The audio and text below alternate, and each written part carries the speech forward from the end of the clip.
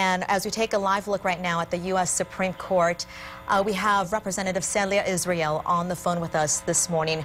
Good morning, Representative. Good morning, Sally. How are you? I'm good. Please explain to me your reaction to the Supreme Court's decision. Well, it's a little surreal, Sally. I mean, if you grew up gay in Texas, you're not always certain that that you're on the right side of history. But it was just tremendous to see the news this morning and know that this is not just about people like me. I'm 50 years old, but it's really about those young kids out there who are going to grow up in a world that is more accepting of who they are. And that's pretty awesome. I could hear the emotion in your voice, Representative. Explain to me a little bit more where you were when you first heard this news and your first reaction. Well, like a lot of us, we were hovering around our computer because, as you know, if you couldn't be in D.C. in the Supreme Court building Right. hearing it, everyone's hovering around the Twitter and their social media to see what's happening. So I just stayed home this morning and didn't want to miss a minute. And did you think that they would rule in favor of same-sex marriage? Yes, I felt as though they would. The comparison is to the fact that generations ago, interracial marriage was illegal, and the Supreme Court had to step in at just the right time when some states had started to acknowledge that interracial marriage was okay. So we felt like the timing was right for the Supreme Court, and you know, I'm always proud to be an American, but there are times when it's extra special. Representative Israel, let me talk to you about maybe the opposite side, the critics who are looking at this ruling right now. Sure. And they're saying no. They're shaking their head saying no. They're saying, you know what?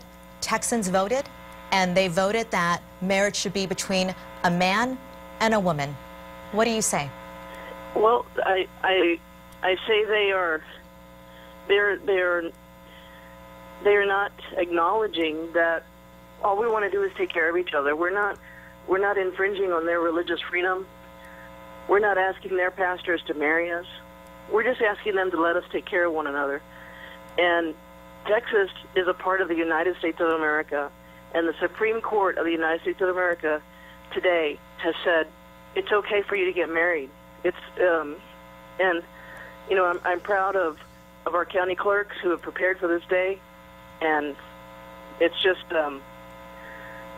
I think maybe they're in shock too that they have their own held beliefs based on religion, but our country was founded on freedom and equality, and freedom and equality won today. Do you have any doubt this morning that we will see couples, same-sex couples, start to get married today? I have no doubt that as soon as Dana de Beauvoir and David Escamilla have their staff in order and are prepared, that we will see couples start to get married as soon as it is organizationally possible. But in terms of the legality, Right. the Supreme Court has spoken.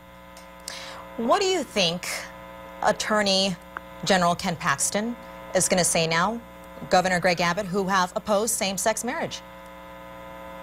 I don't know what they're going to say. I was disappointed that Attorney General Paxton put it again in religious terms, as if his view of religion were the correct view of religion. My prayers were different from his prayers, and my prayers were answered today. So none of us has that connection, you know, that supersedes anybody else's in terms of a connection to God. And today the Supreme Court said we are one equal, and I'm disappointed that our state leaders will say that, but you know, I think my hope is that with time they will recognize that this is just the law of the land, and we'll see. I think if they're thinking in terms of politics, they should be thinking in terms of be accepting and move on, because there are so many other issues that deserve our attention. You know, our children, our transportation crisis, the fact that we're dividing ourselves over this issue. I'm hopeful that we'll look back on it in time and say, what were we doing? Why were we spending so much time on this particular issue? Representative Celia Israel, thank you for your time. I appreciate you. Thank you, Sally. Have a good day. You too.